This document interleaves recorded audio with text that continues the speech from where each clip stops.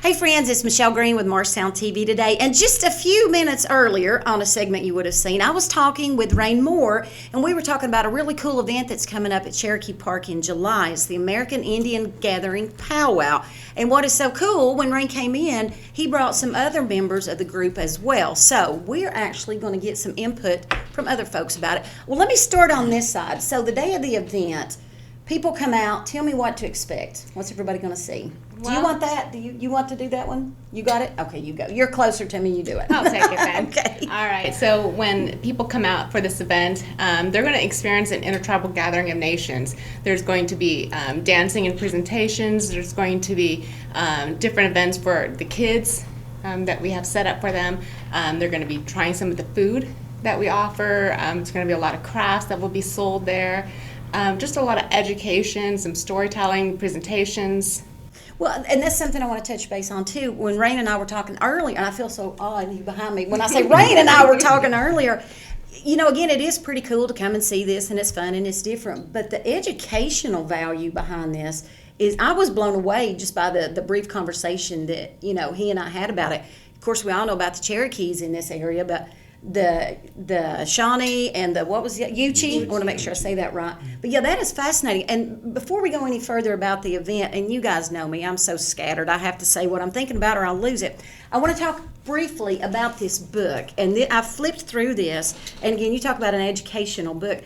Do you want to talk about this? Just give me a little highlight about the book. Yes, this is so important, that educational, for people to understand that the myths and misconception about our people is so important, that we correct those thoughts, and that way we can educate it in that direction where we don't lose the real aspect of our people, The real meaning. the real meaning the value behind it. It's so important Yeah. that we don't lose that, and that way we debunk a lot of stuff that doesn't need to be out there.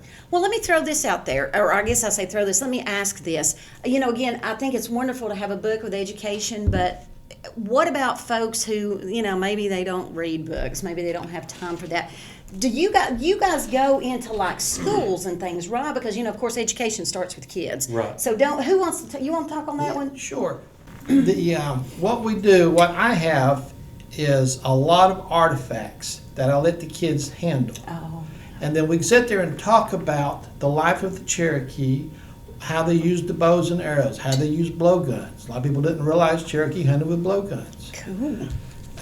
We'll show different animal skins. And so they have an idea of what that they did 100, 200 years ago, and why that past is important for our future. Oh, that's a wonderful And way we to just put it. love going and doing this with the kids. So you actually go into the school system With then? all our artifacts, we'll show dancing, flute playing, you know, just to give them an idea of our heritage. And that's the most important thing, is furthering our heritage, so people understand when they see an American Indian what we're talking about.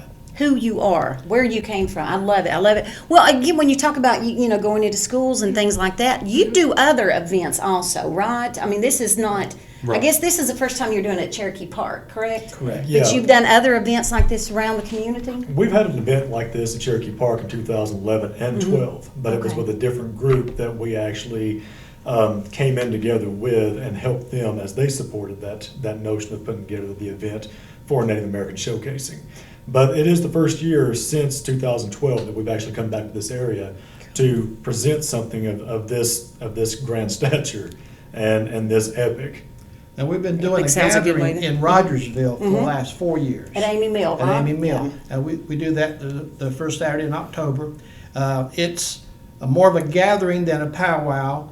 It's not as structured as a powwow, but we focus on genealogy, education, and things for the kids to do. It's all of American Indian craftspeople. It's an amazing thing to be part of, both things, the powwow and the gathering. And like I said, on both events, everybody is welcome. And wonderful. feel free to stop and talk to us. That's the important thing. Right. You know, 'Cause we you're don't not gonna mind- learn if we you don't don't have mind- a We don't conversation. mind talking. Yeah. We love to talk to everybody about our heritage. Right. I could probably be related to you as far as the talking part, but seriously though, again, if you don't have the conversation, nobody's ever going to learn anything, That's it, right? So, right. well, we talked about the group. You said that, and again, I apologize if I'm making you all dizzy, but you talked about the group that you'd done it with before. What's your group's actual name? Do you want that one?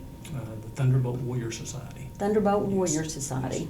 Well, how did your group come about? This specific group? Who wants that Thunderbolt one? Warrior Society has a rich history that goes back somewhere 250 to 275 years ago. Oh wow! Yeah, it all started with the encroaching of lands and settlers coming in and taking those lands, and you know, the Shawnee and Cherokee bloodline tribes that were trying to survive that encroachment.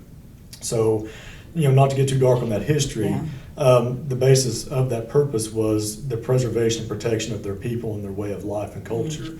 And today we act as a Thunderbolt Warrior Society because we were born into it.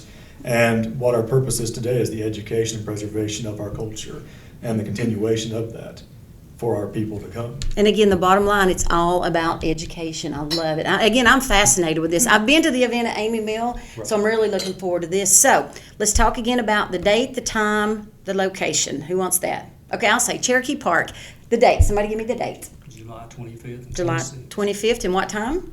Starting at 10 a.m. 10 a.m. both days. both days. Free of charge? Free of charge. Free We of do charge? charge For parking. Yeah, Okay. we do charge $5 for parking, but the Per event is car. free.